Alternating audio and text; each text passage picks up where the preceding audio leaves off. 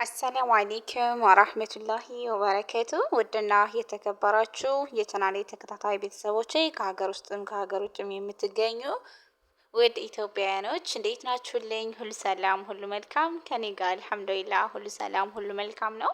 በያላችሁበት ሀገርና ቦታ የአላሁ ስብሓነ ወተዓላ ሰላምና እዝነት ራህመት ጥበቃ ሁሉ አይለያችሁ እያልኩኝ ልባዊ ምኞቴ ነው። ዛሬ ላይ የአላህ ስብሓነ ወተዓላ ፍቃድ ሆኖ ተገናኝተናል። ዛሬ ላይ ስንገናኝ ታዲያ እጅግ በጣም ደስ እያለኝ ነው።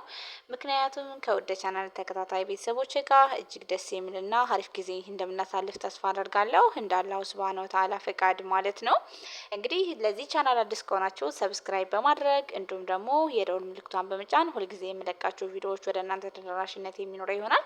በዚህ ቻናል የሚለቀቁበት እጅግ አስፈላጊ የሆኑ ምክሮች፣ አጠራጠር ያሉ ትምህርቶችና እንዲሁም ደግሞ ግጥሞች የሚለቀቅበት እጅግ አስፈላጊ የሆነ ሁለገብ ቻናል ነው ማለት ነው።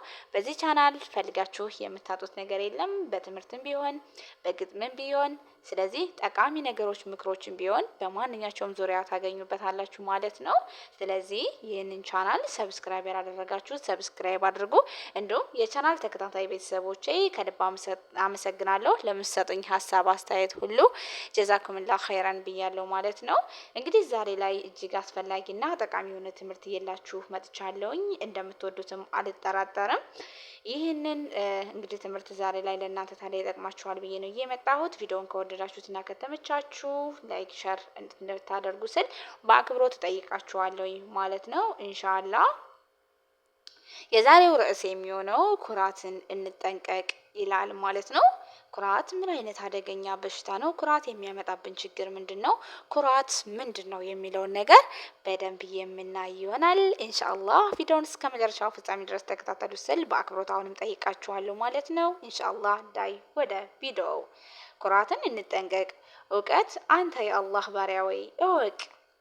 ኩራት ለሰው ልጅ በፍጹም የሚገባ አይደለም። ምን ተሸክሞ እንደሚዞር ማስተዋል ይኖርበታልና ማለት ነው። ስለዚህ አላሁ ስብሓነ ወተዓላ እንዲህ ብሏል፣ ጉንጭህን በኩራት ከሰዎች አታዙር፣ በምድርም ላይ ተንበጣረህ አትሄድ።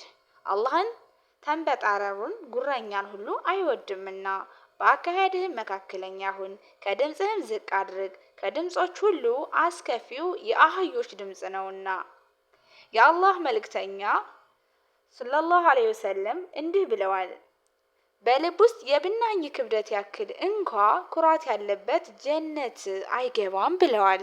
እና ታዲያ አንተ ወንድሜ ጀነትን ትፈልጋለህ? አንቺስ እህቴ ጀነትን ትፈልጊያለሽ? ታዲያ ጀነትን የምትፈልጊና ጀነትን የምትፈልግ ከሆነ ኩራት ካንተ ጋር ምን ሊሰራ ነው አጠገብህ ሊኖር የሚችለው? ስለዚህ ልትጠነቀቅ